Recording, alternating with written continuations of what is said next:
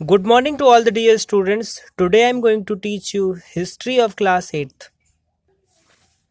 Chapter number 10, National Movement Struggle for Freedom. Growth of Nationalism. Bharat में राष्ट्रवाद की भावना का विकास। 1857 में भारत में एक नेशनल मूवमेंट हुआ। हालांकि अंग्रेजों ने उसे काफ़ी अच्छे तरीके से हैंडल कर लिया, लेकिन महात्मा गांधी के लीडरशिप में जो इंडिपेंडेंस अचीव की गई 1947 में वो एक आप कह सकते हैं पॉलिटिकल कॉन्शसनेस का टाइम था, 90th सेंचुरी। अब आप ये देख सकते हैं 90th सेंचुरी में भारत को ये महसूस हुआ कि हमें क्या होना चाहिए, यूनाइट होना चाहिए। भारत के लोगों ने सोचा कि हमें यूनाइट होना चाहिए। और इंडिया बहुत लंबे समय से अंग्रेजी हुकूमत से परेशान था, और उन्होंने एक तरीके से उनके अंदर एक इंटरेस्ट भी था कि वो कॉन्फ्लिक्ट करके अपने स्वराज को हासिल कर पाएँ। और इस तरीके से आप ये देख सकते हैं कि भारतीयों के अंदर अंग्रेजों के खिलाफ एक आक्रोश आ गया था। और ये क्यों आया था? क्योंकि अंग्रेज लोग क्या कर रहे थे, भारत का इकोनॉमिक एक्सप्लॉयटेशन कर रहे थे, यानी भारत का दोहन कर रहे थे। और केवल वो क्या सोच रहे थे कि भारत को कितना ज़्यादा से ज़्यादा एक्सप्लॉइट किया जा सके, और जिससे कि भारत के लोगों में एक नई भावना का संचार हुआ। और उन्होंने अंग्रेज़ों के खिलाफ एक मोर्चा छेड़ दिया, जिसको हम क्या कहते हैं, आप कह सकते हैं इंडिपेंडेंस स्ट्रगल या स्ट्रगल फॉर फ्रीडम कह सकते हैं। और लोगों में एक नेशनलिज्म की भावना विकसित हुई। जब तक इंडियन नेशनल कांग्रेस यानी जो आज कांग्रेस है 1885 में आने के पहले सुरेंद्रनाथ बनर्जी में उन्होंने एक एसोसिएशन बनाया, मद्रास में एक एसोसिएशन बना, पूना में सार्वजनिक सभा बनाया गया। और जस्टिस रनाडे ने क्या किया, बम्बे प्रेसिडेंसी एसोसिएशन बनाया। इस तरीके से कई सारे ऑर्गेनाइजेशन सामने आए। फिर एओ ह्यूम की लीडरशिप में इंडियन नेशनल कांग्रेस की स्थापना हुई। अब इंडियन नेशनल कांग्रेस के बारे में हम पढ़ेंगे। एलन ऑक्टेवियन ह्यूम, जिसको एओ ह्यूम कहा जाता था, एक civil servant, retired Indian civil servant था, यानी एक आईएएस ऑफिसर था। बाद में इसने इंडियन नेशनल कांग्रेस की स्थापना की। और इसकी फर्स्ट सेशन जो था वो मंडे दिसंबर 28, 1885 में गोकुलदास तेजपाल संस्कृत कॉलेज में बॉम्बे में किया गया। और इसका प्रेसिडेंट कौन था? WC बनर्जी थे। इसकी स्थापना हालांकि एक अंग्रेजी अधिकारी ने की थी, लेकिन बाद में ये इंडियन नेशनल कांग्रेस भारत की स्वतंत्रता में एक बहुत बड़ा रोल निभाने वाली पार्टी बनी, जिसने लास्ट तक भारत को स्वतंत्रता तक पहुंचाया। शुरू में nation of making moderate phase Congress का जो था, शुरू में कांग्रेस का केवल उद्देश्य यह था कि भारत के लोगों को एक अच्छी क्वालिटी ऑफ लाइफ दी जाए, जिससे लोग अच्छे तरीके से जीवन व्यतीत कर सके, अंग्रेजों का से द्वारा शोषित ना हो। लेकिन उन्होंने स्वतंत्रता की भावना उनमें कोई नहीं थी, यानी केवल उनका उद्देश्य यह था कि लोगों का जो भारतीय हैं उन्हें एक अच्छा जीवन प्रदान किया जाए, अंग्रेजों के चंगुल से उन्हें मुक्त कराया जाए। और कहीं ना कहीं उन्होंने कई सारे पिटीशन फाइल किए, जिससे कि वो डिमांड कर रहे थे कि भारत में जो जिस तरीके की बर्बरता अंग्रेज अपना रहे हैं उसको कम किया जाए। उस टाइम पे नेशनल INC यानी इंडियन नेशनल कांग्रेस के क्या क्या डिमांड्स थे? वो चाहते थे कि इंडियन लेजिस्लेटिव काउंसिल हो, और उन्हें एक ऐसे लेजिस्लेटिव काउंसिल हो जो कि स्टेट स्तर की हो, सिविल एग्जामिनेशन जो हो उसमें ज़्यादा से ज़्यादा इंडियन लोग हों, और repeal of arm act, freedom of speech दिया जाए, लोगों को बोलने और सोचने समझने की स्वतंत्रता दी जाए, और जो कर है उसको कम किया जाए, इरिगेशन यानी सिंचाई की उचित सुविधा की जाए, और मिलिट्री एक्सपेंडिचर को कम किया जाए, और जो साल्ट पर टैक्स था उसको कम किया जाए। ड्रेन वेल्थ जो ब्रिटेन में है वो ख़त्म किया जाना चाहिए, और बेटर ट्रीटमेंट होना चाहिए, जो भारतीय मजदूर हैं उनके साथ अच्छा बर्ताव होना चाहिए। इकोनॉमिक पॉलिसीज़ जो हैं अंग्रेज़ों की वो चेंज होनी चाहिए। यानी ये शुरू में ये डिमांड्स थी इंडियन नेशनल कांग्रेस की, लेकिन धीरे धीरे इसमें एजुकेट एलाइट जब जैसे जैसे जुड़ते गए, फिर इसको लार्ज सेक्शन का जो बड़े संख्या में लोगों का बहुमत प्राप्त होने लगा कांग्रेस को। इसमें कुछ एक्सट्रीमिस्ट भी थे, जैसे कुछ रेडिकल्स थे, वो ये मानते थे कि जो अंग्रेज कर रहे हैं वो सही है, लेकिन कुछ लोग ऐसे थे जैसे लाला लाजपत राय, बाल गंगाधर तिलक, बिपिन चंद्र पाल, ये चाहते थे कि भारत को तुरंत स्वतंत्रता मिलनी चाहिए, और ये बहुत स्ट्रांगली इन्होंने रिएक्ट किया अंग्रेजों के खिलाफ। और इससे अंग्रेज क्या हुए, कांग्रेस के प्रति वो काफ़ी क्रुद्ध भी हुए। लेकिन कांग्रेस के आने से या अंग्रेजों की जो नीति थी, उनका जो विचार व्यवहार था वो काफ़ी परिवर्तित हुआ। और कांग्रेस के जो लीडर्स थे भारत में, जो हिंदू मुस्लिम थे, उनके बीच की जो एक बहुत बड़ी खाई थी उसको पाट दिया था, क्योंकि अंग्रेजों की जो पॉलिसी थी वो डिवाइड एंड रूल, बांटो और राज करो, इस तरीके की थी। इम्पैक्ट ऑफ वर्ल्ड इवेंट्स, और आप कह सकते हैं पूरे संसार में जो युद्ध हुआ था, वर्ल्ड वार हुआ, उससे भी ज़्यादा प्रभाव पड़ा भारत पर, क्योंकि अब अंग्रेज़ों के लिए भारत पर शासन करना मुश्किल हो रहा था। उसी टाइम पे जो वर्ल्ड वार हुआ, जिससे कि काफ़ी परिवर्तन हुआ, और कई सारे देशों में रिवॉल्यूशन भी हुआ, जैसे रसिया रेवोल्यूशन, फ्रेंच रेवोल्यूशन, उनका भी भारत पर काफ़ी प्रभाव पड़ा। नेशनल मूवमेंट किस तरीके से हुआ, पार्टीशन ऑफ बंगाल, बंगाल किस तरीके से उसका पार्टीशन हुआ, यानी किस तरीके से बंगाल का बंटवारा हुआ। पार्टीशन ऑफ बंगाल 1905 में जो बंगाल प्रेसिडेंसी थी वो सबसे बड़ी प्रेसिडेंसी थी, और बंगाल को इन्होंने दो पार्ट में डिवाइड करने का सोचा, ईस्ट बंगाल और वेस्ट बंगाल में। ईस्ट बंगाल में 15 डिस्ट्रिक्ट थी, जिसमें 31 मिलियन पॉपुलेशन थी, और बाकी जो 54 मिलियन लोगों को बंगाल में रहना, मतलब टोटल बंगाल की पॉपुलेशन 54 मिलियन थी। लॉर्ड कर्जन जो था उसने यह कहा कि 8 करोड़ की जनसंख्या को हमें क्या करना है, उसको गवर्न करना इतना आसान नहीं है, एडमिनिस्टर करना उतना आसान नहीं है, तो उसने दो पार्ट में बांटने की बारे में सोचा। 7 अगस्त 1905 में उसने क्या किया कि एक पार्टीशन, बंगाल को का पार्टीशन किया। हालांकि लोगों को बहुत ही ज़्यादा इससे क्या कह सकते हैं, लोगों ने बहुत बुरी तरीके से इसको रिएक्ट किया, और उन्हें लग रहा था कि हिंदू और मुस्लिम के हार्मनी को ये बिगाड़ना चाहते थे, और इस तरीके से उन्होंने पूरे जोर शोर उन्होंने अपना, अंग्रेज़ों ने पूरा जोर लगा दिया, लेकिन लोगों ने भी खूब उसका विरोध किया, और एंटी पार्टीशन मूवमेंट बंगाल में शुरू हो गया।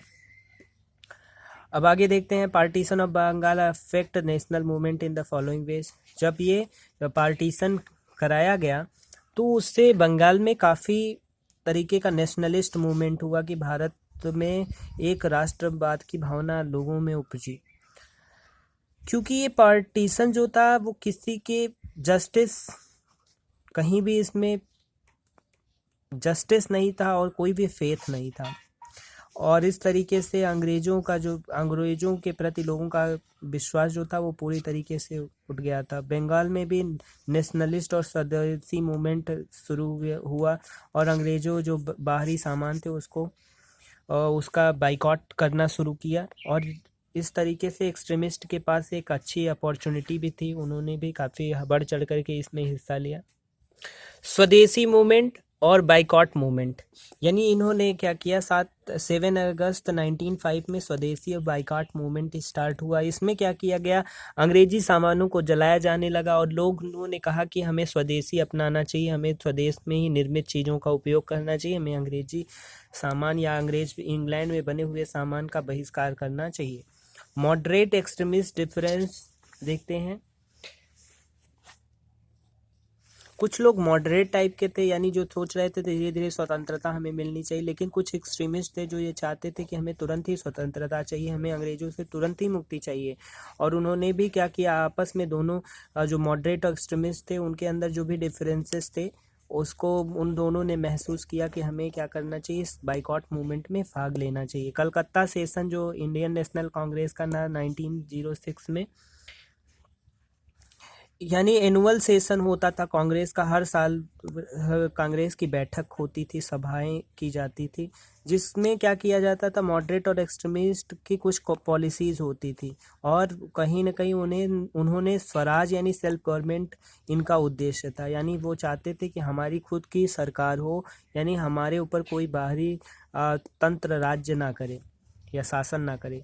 Split in INC Surat session, हमेशा जो क्या था, मॉडरेट और एक्सट्रीमिस्ट कांग्रेसी थे, वो आपस में कॉन्फ्लिक्ट में रहते थे, आपस में विरुद्ध, दोनों का तरीका अलग अलग था और उनके फंक्शन में भी काफ़ी अंतर था। लेकिन लखनऊ सेशन में फिर से ये दोनों यूनाइटेड हो सके, और उसके बाद एक्सट्रीमिस्ट और जो क्या कहते हैं मॉडरेट थे, इन्होंने पूरे देश में आप कह सकते हैं कि कई सारी पॉलिसीज़ इनकी पॉपुलर हुई।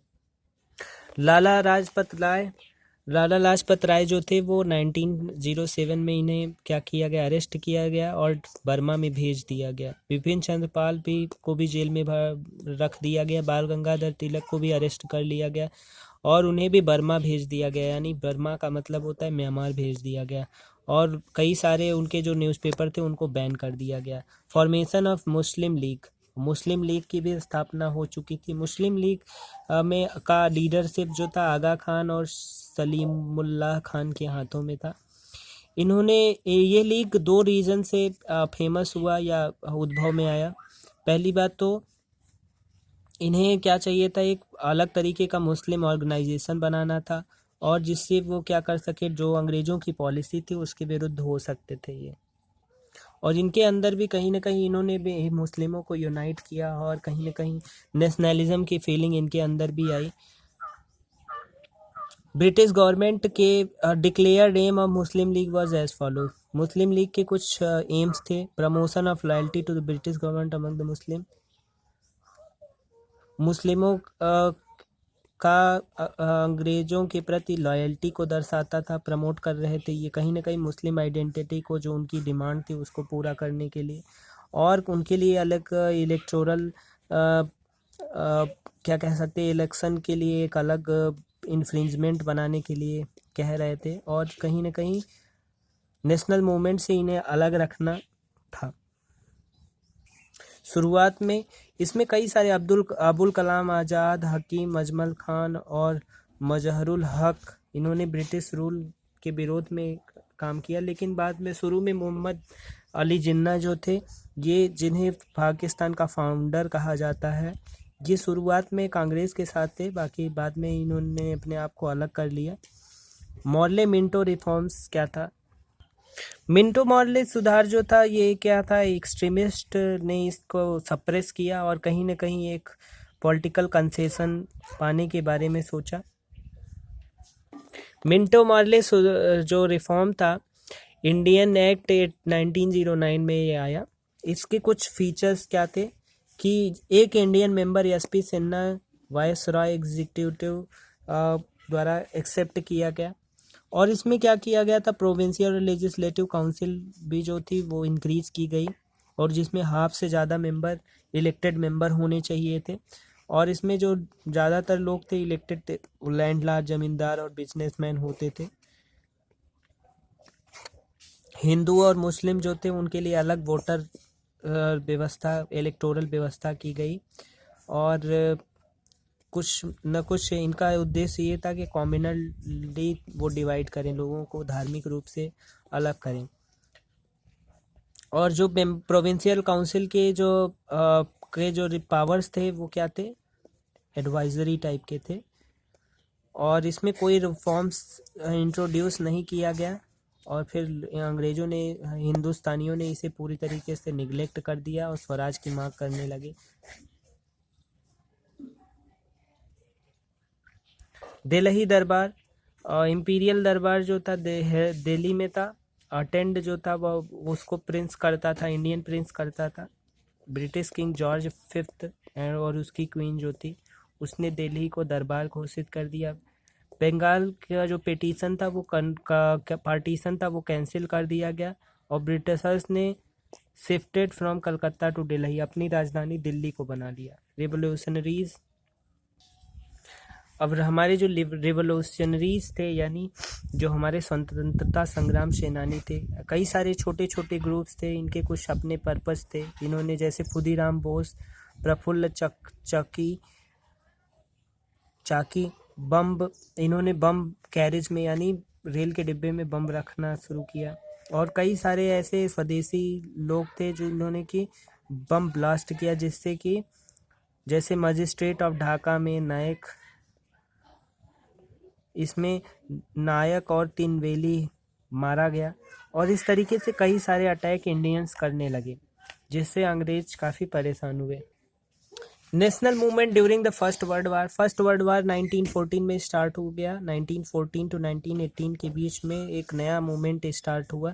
भारत में ब्रिटिशर्स क्या करते थे, इंडियन सोल्जर्स का यूज करते थे वार में, जिससे कि क्या कह सकते हैं, बाल गंगाधर तिलक और कई सारे लोगों ने जैसे होम रूल लीग आया, एनी बेसेंट ने थियोसॉफिकल सोसाइटी की स्थापना की, और कहीं ना कहीं इसने भी स्वराज की मांग करना शुरू किया। लखनऊ पैक्ट जो हुआ, दो इम्पॉर्टेंट पॉलिटिकल इवेंट्स इस टाइम पे हुए। लखनऊ सेशन जो कांग्रेस का था 1916 में, इसमें दोनों एक्सट्रीमिस्ट और मॉडरेट्स जो थे 9 सालों के लिए, 9 साल बाद ये लोग फिर से यूनाइट हुए, और कहीं ना कहीं मुस्लिम लीग को भी इन्होंने अपने साथ लिया और लखनऊ पैक्ट हुआ, जिससे कि लोग एक तरीके से अब साथ में रह करके अंग्रेजों के खिलाफ युद्ध कर सकते थे या लड़ सकते थे। गांधी जी और नेशनल मूवमेंट, गांधी जी ने फर्स्ट वर्ल्ड वार के टाइम पे क्या किया कि भारत में जितने भी लोग बटे हुए थे उनको कहीं ना कहीं एक साथ मिलाया, और 12 साल तक उन्होंने साउथ अफ्रीका में बिताया। और फिर उन्होंने क्या किया कि उन्होंने ये सोचा कि भारत में हमें क्या करना चाहिए, स्वतंत्रता के लिए स्ट्रगल करना चाहिए। और कहीं ना कहीं गांधी जी का रोल इसलिए भी इम्पॉर्टेंट होता है क्योंकि इन्होंने क्या किया, भारत में जितने भी मार्जिनल ग्रुप्स थे, जितने भी डिवाइडेड ग्रुप्स थे, छोटे छोटे ऑर्गेनाइजेशन थे, उनको यूनाइट करने का काम किया था। Methods advocated by Mahatma Gandhi in struggle for freedom, यानी कौन कौन से मेथड्स उन्होंने यूज किए। सत्याग्रह, आप जानते हैं सत्याग्रह का मतलब होता है सत्य से हम आग्रह करेंगे, कोई भी हम अहिंसा का काम नहीं करेंगे, इसलिए उन्हें कई बार जेल भी भेजा गया। और नॉन कॉपरेशन, असहयोग आंदोलन इन्होंने शुरू किया। गांधी जी ने नॉन कॉपरेशन मूवमेंट स्टार्ट किया, और कहीं ना कहीं गवर्नमेंट ऑफिसेज, कोर्ट, जो स्कूल थे उनको बाइकआउट करना शुरू किया। अजाइनिंग अ मास करेक्टर ऑफ नेशनल मूवमेंट, बहुत सारे लोगों को इस मूवमेंट में से जोड़ना इनका काम था, और गरीब से गरीब लोगों तक इनकी पहुंच थी। एम्फेसिस ऑफ सोशल रिफॉर्म, यानी इन्होंने सामाजिक सुधार पर भी बल दिया। इन्होंने क्या किया, इनका मुख्य उद्देश्य क्या था, समाज में सुधार करना था, और जो बुराइयां थी उनको उखाड़ फेंकना था, और कहीं ना कहीं जो अछूत देश में या अनटचेबिलिटी थी उसको इन्होंने हटाया, और लोगों के उत्थान के लिए काम किया, औरतों के उत्थान के लिए काम किया। हरिजन अपलिफ्टमेंट, महात्मा गांधी ने हरिजन जो अनटचेबल थे उनको हरिजन कहा, यानी दलितों को हरिजन इन्होंने कहा, और कहीं ना कहीं जो लोगों के मन में भेदभाव और दुर्भावना थी उसको ख़त्म करने की कोशिश की। खादी और चरखा, और लोगों ने, महात्मा गांधी ने चरखा और खादी उद्योग को लोगों तक पहुंचाने का काम किया, और कहा कि हमें चरखा से यानी स्वदेशी निर्मित चीज़ों का उपयोग करना चाहिए। हिंदू मुस्लिम यूनिटी को भी इन्होंने आगे बढ़ाया, जिससे कि स्वतंत्रता संग्राम में क्या आया, एक और तेजी आ सकी। मॉन्टेग्यू चेम्सफोर्ड रिफॉर्म था, ये इंडियन लीडर्स जो थे फर्स्ट वर्ल्ड वार में, उनका डिमांड था कि हमें क्या करना चाहिए, पेसिफाई करना चाहिए। और कहीं ना कहीं Indian act 1919 Montagu Chelmsford reform act था, जिसमें कि कई सारे सुधार थे। इसमें ये सुधार आया कि जो काउंसिल होगी वो 2 तरीके की होगी, लेजिस्लेटिव असेंबली और काउंसिल ऑफ स्टेट, और इसमें इलेक्टेड मेंबर जो होंगे वो मेजॉरिटी में होंगे। Rowlatt act, government of India जो थी वो उनकी डिमांड जो थी इंडियंस के प्रति वो उसमें फेल हुई उस टाइम पे। और 1919 में रॉलेट एक्ट आया। रॉलेट एक्ट में किसी को भी हम क्या कर सकते थे, अंग्रेज अरेस्ट कर सकते थे या जेल में डाल सकते थे। और कहीं ना कहीं ये अंग्रेज़ों ने भारतीयों से परेशान होकर के ये एक्ट पारित किया, जिसका पूरी भारत में प्रोटेस्ट हुआ। जलियांवाला बाग मैसेकर, बाग हत्याकांड क्या था? जलियांवाला बाग हत्याकांड अमृतसर में हुआ, जिसमें लाला लाजपत राय को अंग्रेज़ों ने मारा। बाद में डॉक्टर सैफुद्दीन किचलू और डॉक्टर सत्यपाल, जनरल डायर और मिलिट्री कमांडर और अमृतसर जो थे, इनको पूरी तरीके से ब्लॉक करके इन्होंने क्या करना शुरू किया, लोगों को मारना शुरू कर दिया। और फिर क्या हुआ, उसके बाद पंजाब में एक मैसिव डिटर्मिनेशन हुआ, लोगों ने अंग्रेज़ों के खिलाफ प्रोटेस्ट करना शुरू किया। अब देखते हैं, choose the correct option. Who is the considered to be the founder of Congress? A O Hume. Who proposed the division of Bengal into two parts? Lord Curzon. Third, a Muslim League was formed in 1906. Who was the responsible for the Jallianwala Bagh tragedy? General Dyer. अब देखिए, give the single term for the following. इसके लिए आपको single term देना पड़ेगा। देखते हैं, the feeling of oneness, brotherhood and deep sense of belonging among the people living in a nation, country कहा जाता है। The mass mobilisation boycott of British institutions and the goods followed by the radicals and attain swaraj, the partition of Bengal, the section of the Congress that believe in the constitutional methods of the petitions and who had faith in British government, moderate phase, the radical group of Congress who were opposed to the ideologies and the techniques of the moderate and believed to be the Swaraj or self-rule extremists. Next, the first session of INC was held in Bombay. The early phase of Congress is termed as moderate phase. Third, the province of Bengal was divided into east part of Bengal and west part of Bengal. In 1908, Bal Gangadhar Tilak was deported to Burma for 6 years. The Theosophical Society was founded by Annie Besant. Match the following करना है। First का the Indian association 1851 में, the Bombay association 1852, the Bombay presidency association 1885 यानी ई में, और the Muslim league 4th number 1906, Poona सार्वजनिक सभा 5th number 1870। इसी के साथ ये चैप्टर कंप्लीट होता है। Thank you so much.